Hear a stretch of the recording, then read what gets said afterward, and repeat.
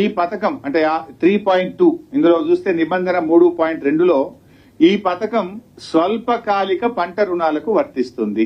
స్వల్పకాలిక పంట రుణాలు ఉదాహరణకు పండ్ల తోటలు ఉంటాయి, మామిడి తోట, బత్తాయి తోట, నిమ్మ తోట.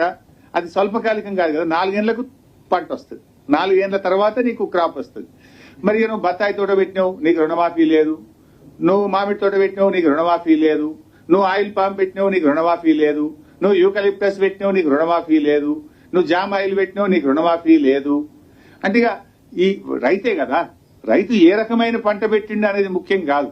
నువ్వు స్వల్పకాలిక పంట రుణాలకే వర్తిస్తుంది అంటే రాష్ట్రంలో నాకు తెలిసి దాదాపుగా రమారమి హార్టికల్చర్ కింద దీర్ఘకాలిక పంటల కింద 8-10 లక్షల ఎకరాల్లో పంట సాగుతుంది.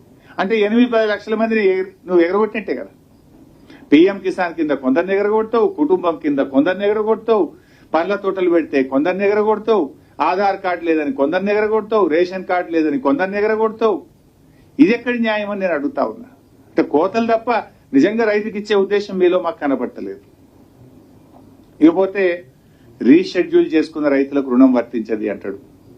అసలు రీషెడ్యూల్ ఎప్పుడు చేస్తారు, ఎందుకు చేస్తారు రీషెడ్యూల్?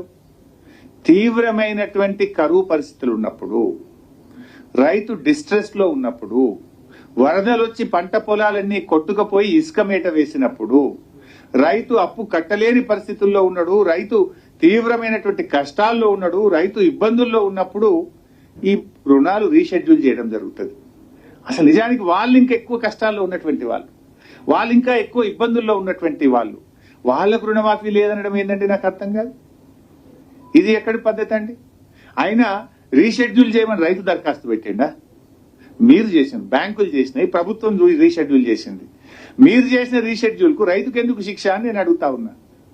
రీషెడ్యూల్ చేయమని రైతుకి ఇతనికి దరఖాస్తు పెట్టిండా? రైతు క్రాప్ లోన్ తెచ్చుకున్నాడు. ఆ రైతుకు వచ్చిన కష్టాన్ని చూసి, కరువు పరిస్థితులను చూసి, అకాల వర్షాలను చూసి మీరు రీషెడ్యూల్ చేసినారు. మీరు రీషెడ్యూల్ చేస్తే శిక్ష రైతుకు ఎందుకు? అసలు ఇది ఎవరైనా పెడతారా? అసలు అందరికంటే మోస్ట్ డిజర్వింగ్ రీషెడ్యూల్ చేసుకున్నటువంటి రైతులు, కష్టాల్లో ఉన్నటువంటిది అతను, నష్టపోయినటువంటి వ్యక్తి అతను. ఆ రైతుకు రుణమాఫీ చేయడం అని చెప్పడం అంటే ఇది ఒక రకంగా రైతులకు తీవ్రమైన అన్యాయం చేయడం. రైతుల సంఖ్యను తగ్గించడానికి, రుణమాఫీ డబ్బును తగ్గించడానికి ప్రభుత్వం చేసిన కుట్రగా మేము చూస్తా ఉన్నాం.